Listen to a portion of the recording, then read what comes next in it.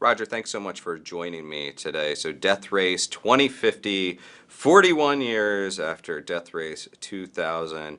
What makes this film so relevant and worthy of a reboot, a remake, a sequel, a requel? I sold the remake rights to Universal, and they've done it, I think, 4 times, and they've continued with the concept of how fast the drivers could go and how they could attack the other drivers and knock them off the road, but they dropped the killing of the pedestrians. And I'd always wondered about that, and so I called Universal. I talked to Glenn Ross and several other people and said, what made the picture unique was the killing of the pedestrians. And Glenn said, come on in and let us talk. And he said, would you like to make the next version and put back the killing of the pedestrians? And here we are.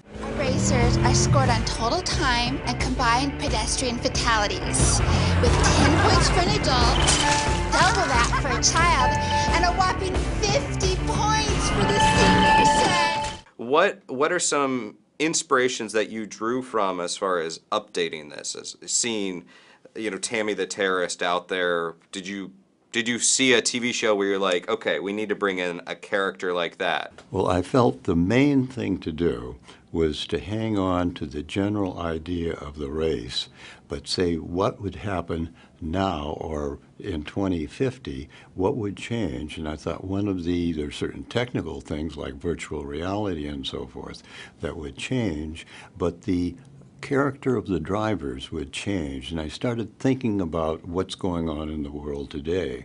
And the first one that came to me actually was the name, Tammy the Terrorist. What is your favorite movie out there that clearly was inspired by Death Race 2000? George Miller met me at a party, and he said he saw Death Race 2000 in Australia, and said, I can make one of those. And I really admire Mad Max. As a matter of fact, last year for the Academy Awards, I voted for Mad Max as the best picture of the year, and I think it really was. But the members of the Academy are not going to give the Academy Award to a picture like Mad Max, but they should. And finally, obviously, we have the Fantastic Four movie that you famously worked on.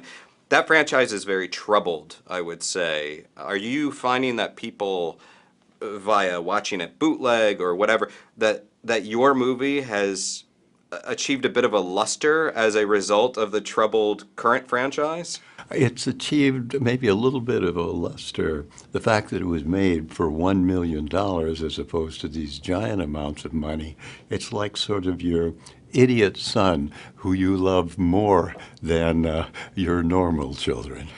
When people say Death Race, they think of Death Race 2000 a lot of times, and there might be different reactions to that.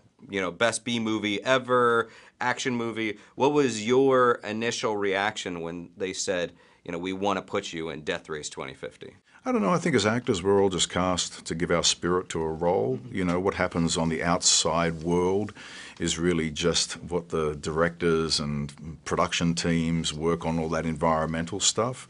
My only job as an actor is to give a true performance. So sitting in a cockpit of a car next to Marcy, my fellow actress, and working with her was my journey.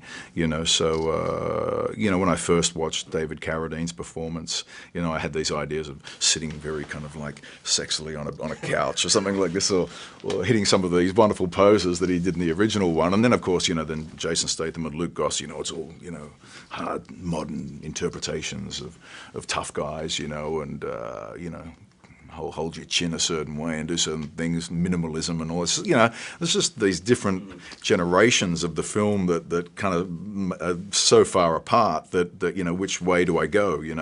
At the end of the day, I just sort of sat back and just tried to make an honest performance out of it. Your costume is very cool. It's very intimidating, and I imagine that had to be held to film in. Was that just like the thing about the costume was that we decided we'd go with a tight body leather, tight leather body suit like David Carradine in the original in the original film. You know, I really wanted to pay homage to that, and so when I spoke with the wardrobe department, we said we'll go with the tight leather body, and it was 110 degrees, like plus when we were filming in Lima, and then in the studio it was even worse, and they don't have air-conditioned studios down there, so you know, it was really a sweat box, and it was kind of like one of those choices where you go, you know, maybe I should have just worn a pair of board shorts or something. But you know, it was the right choice for the character, wrong choice for the environment. Yeah.